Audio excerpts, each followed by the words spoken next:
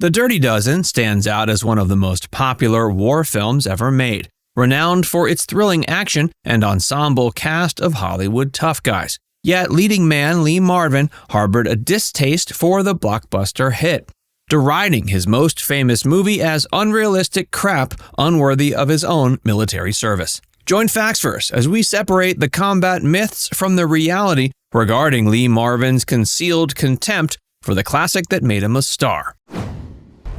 If this classic war movie leaves you wanting to try your hand at high-stakes military strategy, then you'll want to check out the sponsor of this video, Conflict of Nations.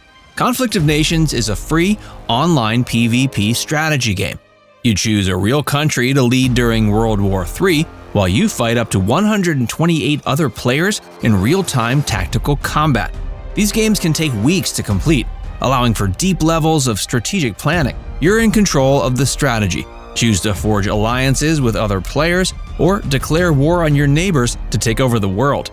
Conflict of Nations is available on both PC and mobile devices, and you can play with the same account across all devices. If you click the link in the description, you can start playing today and get an exclusive gift, which includes 13,000 gold and a 1-month premium subscription for free.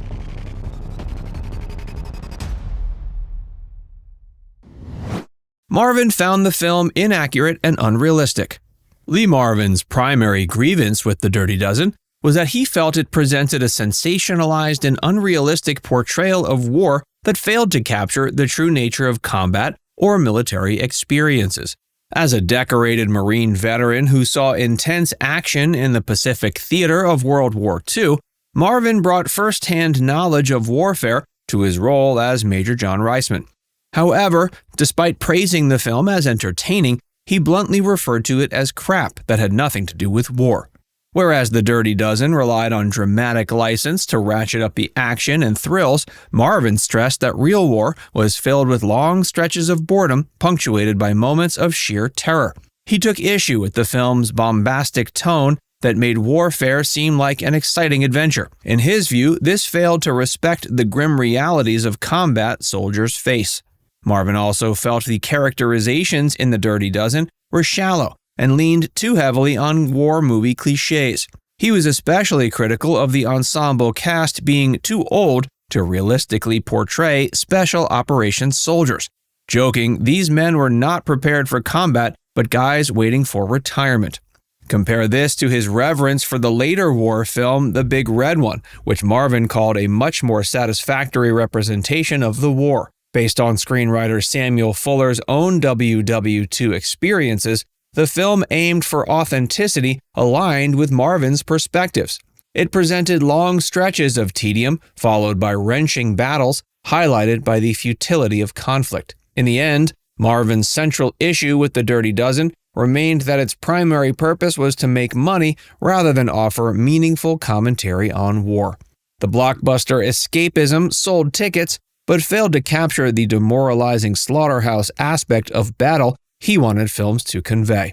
Though proud of his performance, Marvin called the film a dummy moneymaker that relied on spectacle over substance. Problems during filming. Behind the scenes, Lee Marvin's well-documented alcoholism proved a major hindrance throughout the chaotic production. His erratic behavior and drunken antics increasingly tried the patience of director Robert Aldrich, as well as fellow cast members. Marvin's struggles with substance abuse stemmed from his traumatic war experiences years earlier. His heavy drinking routinely disrupted the tight filming schedule, as the actor would disappear for hours-long binges in local pubs. Fed-up crew members often had to track Marvin down and practically drag him back to the set. One infamous incident occurred during a complex scene requiring Marvin to drive a military truck with Charles Bronson's character in the passenger seat. But when cameras prepared to roll, the lead actor was nowhere to be found. An angry Aldrich dispatched staff to haul a visibly inebriated Marvin back to the studios, where he was plied with black coffee in hopes of sobering him up. When Marvin stumbled out of the crew's car upon arriving, Bronson had seen enough. He confronted his drunk co-star, bluntly threatening him. While likely not meant literally, it encapsulated the simmering frustration that Marvin's benders had created among the cast who were eager to complete the film.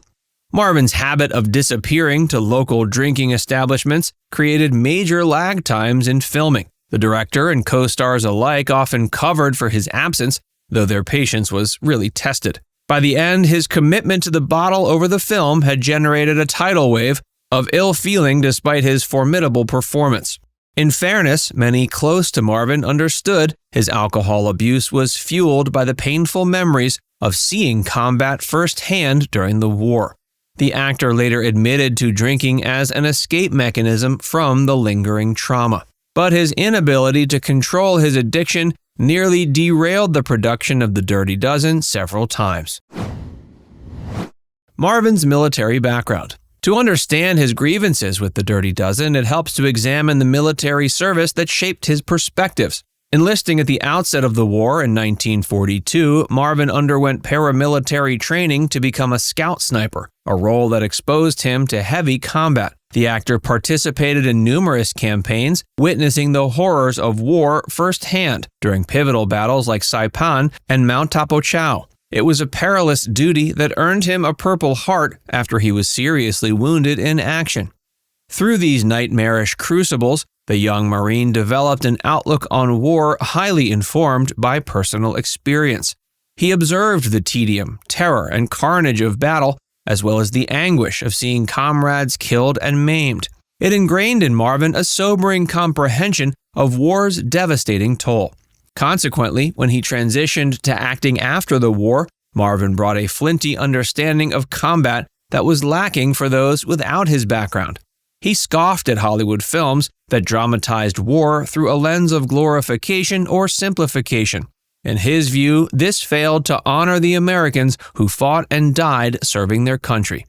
His estimation of the acclaimed The Big Red One showed much greater admiration largely to screenwriter Samuel Fuller, having been an infantryman. Ultimately, his unique vantage point as a decorated Marine combat vet gave him an extraordinary frame of reference concerning cinematic portrayals of war. Critical reception and box office success. Upon its 1967 release, The Dirty Dozen garnered enthusiastic reviews from critics and dominated the box office, emerging as one of the highest-grossing films of the decade. The overwhelming commercial success stood ironic next to Lee Marvin's persistent criticism of the film. Many contemporary reviews praised The Dirty Dozen as a bold, testosterone-fueled spectacle that reimagined the men-on-a-mission war movie formula. Renowned film critic Roger Ebert declared it unusually good, while other appreciative notices hailed director Robert Aldrich's aggressive style and the film's simple, brutal code of masculinity.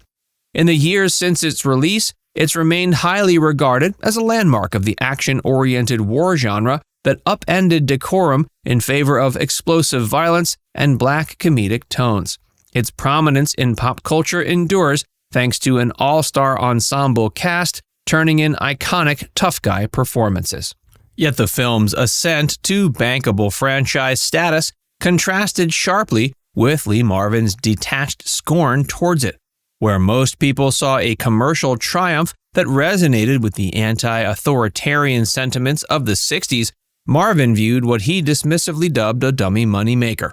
Yet the irony remains that Marvin so openly spurned the very vehicle that made him a bigger star and a household name.